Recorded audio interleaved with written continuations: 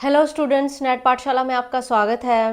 Last वाली कुछ videos में हमने रियलिज्म जो अप्रोच है इंटरनेशनल पॉलिटिक्स की उसको स्टडी किया कि कोर आइडियाज़ क्या हैं, कोर अजम्पशंस क्या हैं, कौन कौन से थिंकर्स एसोसिएटेड हैं, क्या कुछ डिफरेंट ब्रांड्स है रियलिज्म की, उसको डिटेल से डिस्कस किया। आज वाले इस वीडियो में हम इंटरनेशनल पॉलिटिक्स की जो सेकंड इंपॉर्टेंट अप्रोच है that is the approach of liberalism उसको डिस्कस करेंगे कि लिबरलिज्म का ओरिजिन कैसे होता है, कौन कौन ओरिजिनेटर थिंकर्स हैं, क्या कुछ कोर अजम्पशंस है, कौन से डिफरेंट ब्रांड्स है लिबरलिज्म की इन आईपी, उसको डिटेल से डिस्कस करेंगे। तो 2-3 वीडियोस में ये कवर हो जाएगा। तो जो लिबरलिज्म है, जब हमने पॉलिटिकल ट्रेडिशन किए थे यूनिट फर्स्ट के अंतर्गत, तब भी मैंने लिबरलिज्म को डिटेल से डिस्कस किया है। तो कोर अजम्पशन जो है लिबरलिज्म की वो आईपी में भी सेम है, पॉलिटिकल ट्रेडिशन में भी सेम है। अगर आपको liberalism as a political tradition understand करनी है तो आप प्लेलिस्ट में जाके मेरी वीडियोज को देख सकते हो। तो जो लिबरलिज्म है, लिबरलिज्म के फादर बोला जाता है जॉन लॉक को। Locke is consider as father of liberalism. Okay, तो लिबरलिज्म के जो आइडियाज हैं इनका ओरिजिन ट्रेस होता है जॉन लॉक के आइडियाज में, क्योंकि जो जॉन लॉक है वो क्या बिलीव कर रहा है कि man is peace loving, man is rational और मैन दूसरों की भलाई के लिए भी सोचने में सक्षम है। यानी कि हॉब्स का जो आइडिया था उसके कंट्ररी जो जॉन लॉक है वह मैन की रैशनैलिटी में बिलीव करता है और मैन की जो पीस लविंग एबिलिटी है उसमें ट्रस्ट जाहिर करता है। ठीक है, तो इसका जो ओरिजिन है वो ट्रेस होता है जॉन लॉक के आइडियाज से। जॉन लॉक है वो कह रहा है man is rational, man rational है। नेक्स्ट ये कह रहा है कि ये जॉन लॉक है वो कॉन्स्टिट्यूशनल स्टेट में बिलीव करता था कि कॉन्स्टिट्यूशन के द्वारा स्टेट लिमिटेड होना चाहिए, स्टेट की जो अथॉरिटी कॉन्स्टिट्यूशन के द्वारा लिमिटेड होनी चाहिए। तो लिबरलिज्म एज ए अप्रोच जो है इंटरनेशनल पॉलिटिक्स की वो अपने आइडियाज ट्रेस कर रही है और जॉन लॉक से। उनका जॉन लॉक का जो आइडिया है man is rational and idea of constitutionalism, ठीक है, कॉन्स्टिट्यूशनल गवर्नमेंट का जो आइडिया है वो जॉन लॉक से ले रहे हैं, कॉन्स्टिट्यूशनल गवर्नमेंट। नेक्स्ट जो थिंकर एसोसिएटेड है इमानुअल कांट। इमानुअल कांट ने लिखा है perpetual piece.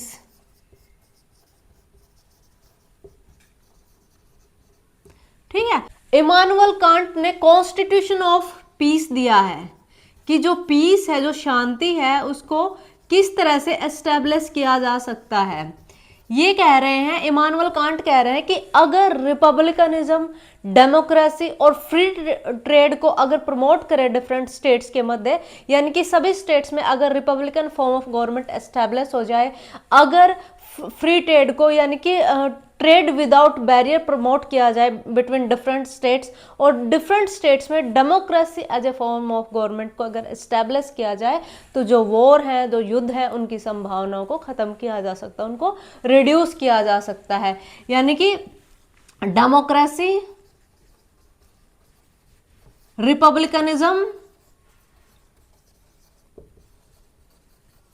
And free trade, ये 3 इंस्ट्रूमेंट हैं जिसके द्वारा वॉर की जो संभावनाएं हैं उनको रिड्यूस किया जा सकता है अकॉर्डिंग टू इमानुअल कांट। तो जो लिबरलिज्म है वो भी इन 3 आइडियाज को प्रमोट करने में बिलीव करते हैं। ठीक है, उसके बाद है नॉर्मन एंजल। इन्होंने एक बुक लिखी है द ग्रेट इल्यूजन। ये डायरेक्टली क्वेश्चन आते हैं यहां से कि किस थिंकर ने क्या कहा है, कौन सी बुक है, सिर्फ कीवर्ड ही मैं यहां पे मेंशन करती हूँ, तो please take note of this. Norman Angell ने कहा है बुक लिखी है द ग्रेट इल्यूजन, इनकी पुस्तक का नाम है ये। ठीक है, ये कहते हैं कि इट इज ग्रेट इल्यूजन की जो वॉर्स हैं they bring prosperity to the winning nation, यानी कि जो युद्ध में जो विजयी होने वाला जो राष्ट्र है उसके लिए प्रोस्पेरिटी लेके आते हैं वो, ये एक ग्रेट इल्यूजन है, ये सच्चाई नहीं है। नॉर्मल एंजल के अनुसार जो वॉर है, युद्ध है, किसी के लिए भी प्रॉफिटेबल नहीं होते, चाहे वो जीतने वाला राष्ट्र है या हारने वाला राष्ट्र। यानी कि जो वॉर है वो दोनों नेशंस के लिए ही हार्मफुल होते हैं, चाहे कोई नेशन जीतता है या कोई नेशन हारता है, यानी कि किसी के लिए भी वॉर प्रॉफिटेबल नहीं हो सकते। ठीक है, वॉर्स आर नॉट प्रॉफिटेबल।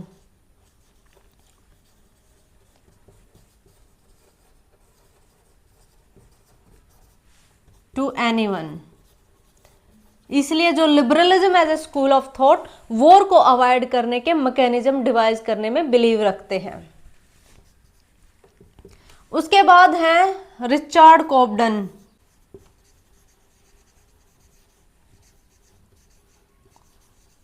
ये कहते हैं अगर पीस को एस्टैब्लिश करना है तो जो निगोशिएशन जो टेबल्स होती हैं उससे कीप पॉलिटिशियन आउट, या कि निगोशिएशन टेबल पर या एक नेशन का दूसरे नेशंस के साथ जो इंटरेक्शन है उस इंटरेक्शन में पॉलिटिशियंस नहीं होने चाहिए।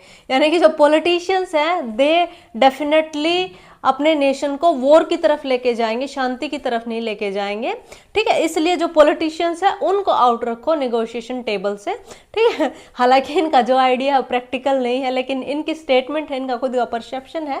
तो ये कहता है कीप पॉलिटिशियन आउट। क्या सही है? कमेंट करके बताना कि क्या सही है। रिचर्ड कोबडन जो कह रहे हैं वो सही कह रहे हैं या गलत कह रहे हैं। Keep politician out. उसके बाद है वुडरो विल्सन।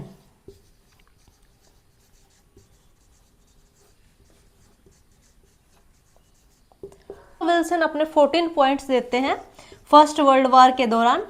इनका बेसिक जो नोशन था वो क्या था, ये कह रहे हैं कि हमें बैलेंस ऑफ पावर के प्लेस पे जो नोशन है कलेक्टिव सिक्योरिटी का उसको प्रमोट करना चाहिए। नेशंस को अपने मध्य में फ्री ट्रेड को प्रमोट करना चाहिए।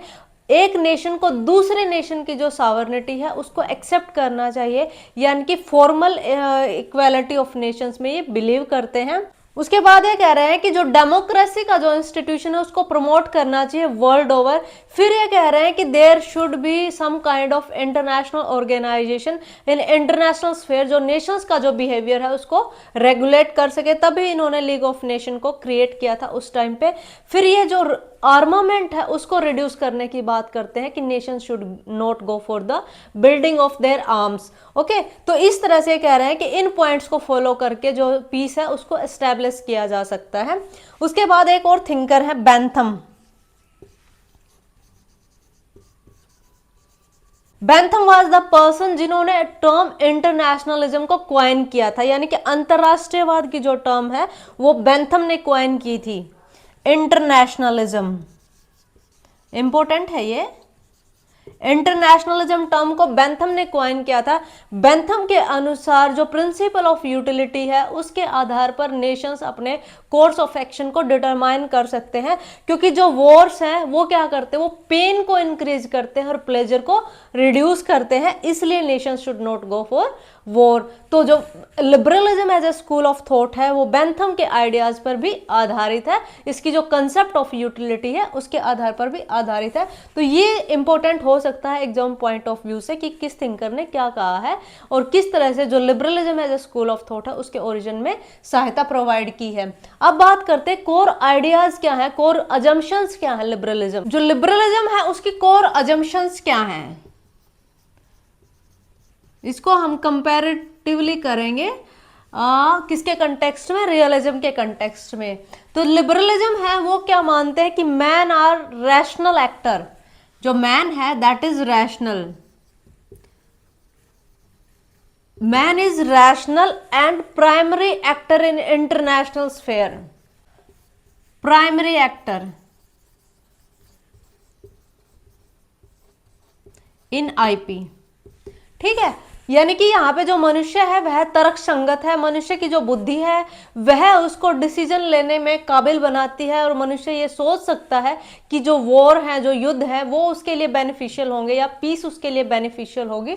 यानी कि जो मनुष्य है वो उसकी रैशनलिटी उसको गाइड करेगी कि he will go for the peace. ठीक है, इसलिए वो अवॉइड करेगा। और लिबरलिज्म एज ए नोशन वो बेस्ड है कि वॉर के कंटेक्स्ट में, वॉर के स्थान पर जो नेशंस है they should go for building peace among themselves. यानी कि जो लिबरलिज्म है वो बिलीव करते हैं रैशनलिटी ऑफ ह्यूमन बीइंग, और लिबरलिज्म ये एक्सेप्ट कर रहे हैं कि it is man that is primary actor in international politics. यानी कि स्टेट का जो इंस्टीट्यूशन है उसको कौन गाइड करता है, उसको ह्यूमन बीइंग गाइड करते हैं, और ह्यूमन बीइंग रैशनल है तो human being will not go for the war. इसके विपरीत जो रियलिस्ट है उसके अंतर्गत हमने किया था, जो रियलिस्ट है वो क्या अज्यूम कर रहे हैं कि state are primary actor, state are primary actor ठीक है,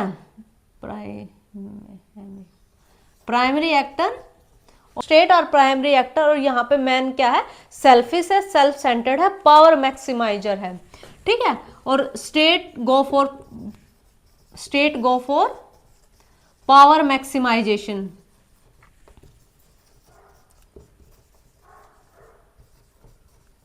ठीक है, पावर मैक्सिमाइजेशन के लिए स्टेट जाते हैं, रियलिस्ट की परसेप्शन है। उसके बाद जो लिबरल है वो अज्यूम करते हैं कि जो स्टेट्स के जो इंटरेस्ट हैं, स्टेट्स इंटरेस्ट डायनामिक हैं,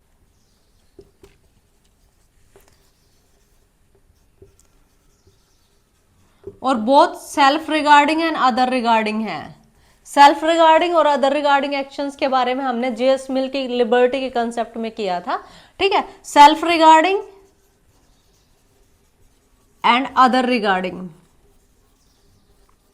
यानी कि जो नेशंस हैं वो क्या करते हैं, नेशंस के जो इंटरेस्ट है वो डायनेमिक है, चेंजिंग है। जहां पर रियलिस्ट बात कर रहे थे कि there are some fundamental and non fundamental interest, उसके कंटेक्स्ट में जो लिबरल है वो सिर्फ एक ही टाइप के इंटरेस्ट की बात करते हैं कि जो इंटरेस्ट है वो डायनेमिक है, कुछ फंडामेंटल नहीं है, ऑल थिंग आर चेंजिंग। ठीक है, और जो नेशंस है वो अपने इंटरेस्ट के साथ साथ जो अन्य नेशन है उनके इंटरेस्ट को भी सोचता है, उनके इंटरेस्ट की कंसिडरेशन को भी ध्यान में रखता है। ठीक है, यानी कि सेल्फ सेंटर्ड नहीं है यहाँ पे नेशन स्टेट, जो रियलिस्ट अज्यूम कर रहे थे। यानी कि रियलिस्ट जो अज्यूम कर रहे हैं कि स्टेट जो है, स्टेट आर सेल्फिश और पावर सीकर ओनली।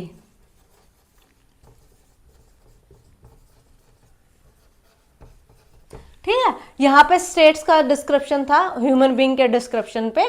यहाँ पे स्टेट्स का जो नेचर था, ह्यूमन बीइंग का जिस तरह का नेचर था उसी के आधार पर आधारित है। लेकिन लिबरल है वो अज्यूम कर रहे हैं कि स्टेट्स दूसरे स्टेट्स के बारे में भी सोचने में कैपेबल है, सक्षम है। फिर ये कह रहे हैं कि जो म्यूचुअल इंटरेस्ट है स्टेट्स के, mutual interest of states, mutual interest यानी कि एक स्टेट दूसरे स्टेट के बारे में सोच रहा है तो म्यूचुअल इंटरेस्ट होगा उनका पीस एस्टेब्लिश करने का। तो mutual interest of states promote mutual cooperation among states, यानी कि म्यूचुअल इंटरेस्ट होने की वजह से जो स्टेट है वो कहां पे जाएंगे, म्यूचुअल कोऑपरेशन की तरफ जाएंगे।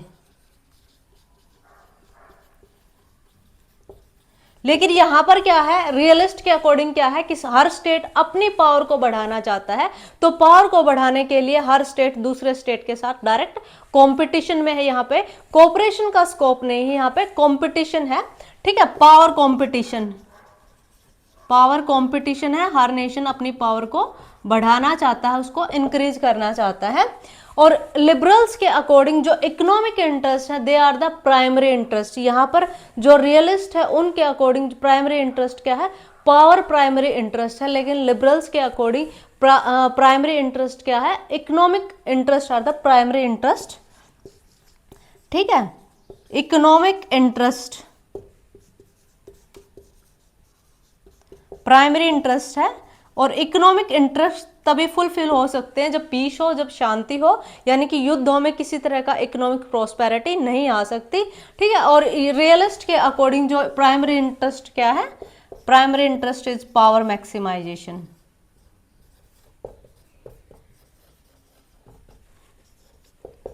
पावर। ओके, तो ये बेसिक अजम्पशंस है जिसको हमने कंपैरेटिवली एनालाइज किया in the context of realist assumption of international politics. Okay, अब हम बात करते हैं कि कौन कौन से डिफरेंट ब्रांड्स हैं लिबरलिज्म। जिस तरह से रियलिज्म के डिफरेंट ब्रांड्स थी उसी तरह से लिबरलिज्म के भी डिफरेंट ब्रांड्स हैं। ये हमारे लिए काफी इंपॉर्टेंट है। तो फर्स्ट है functionalism, functional liberalism, functional liberalism. Next है न्यो फंक्शनल लिबरलिज्म। उसके बाद है सोशोलॉजिकल लिबरलिज्म।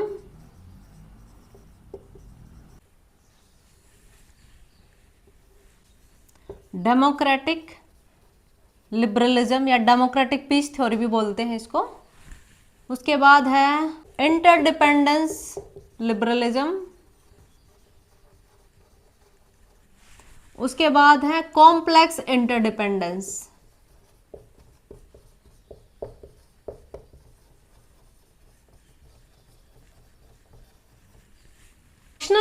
लिबरलिज्म के प्रोपोनेंट हैं डेविड मित्रानी। ये जो ब्रैकेट में है ये इनके प्रोपोनेंट है, ये और ये हमारे लिए काफी इंपॉर्टेंट है। न्यू फंक्शनल लिबरलिज्म के प्रोपोनेंट हैं अर्नेस्ट हास। सोशियोलॉजिकल लिबरलिज्म के हैं कार्ल दुश्च। सोशियोलॉजिकल लिबरलिज्म से एसोसिएटेड हैं कार्ल दुश्च। डेमोक्रेटिक पीस थ्योरी से एसोसिएटेड है माइकल डॉयल। और इंटरडिपेंडेंस डेवलप किया गया है रोसक्रेन कीहोने एंड नई के द्वारा। और कॉम्प्लेक्स इंटरडिपेंडेंस कंट्रीब्यूशन है कीहोने नई का। तो हमारे लिए जो रेलेवेंट है कौन सा थिंकर्स किस स्कूल से एसोसिएटेड है, ये हमारे लिए रेलेवेंट है। नेक्स्ट वीडियो में हम डिस्कस करने वाले हैं डिफरेंट ब्रांड्स ऑफ लिबरलिज्म। तो stay tune for the next video on liberalism. अगर आपको मेरा आज का कंटेंट पसंद आया तो वीडियो को लाइक करें, अपने फ्रेंड सर्कल में शेयर करें, कमेंट करें कि कहाँ पर क्या कुछ कमी रह गई, क्या कुछ और ऐड किया जा सकता है। Then stay tuned for the next video on liberalism. Till then, have a nice day.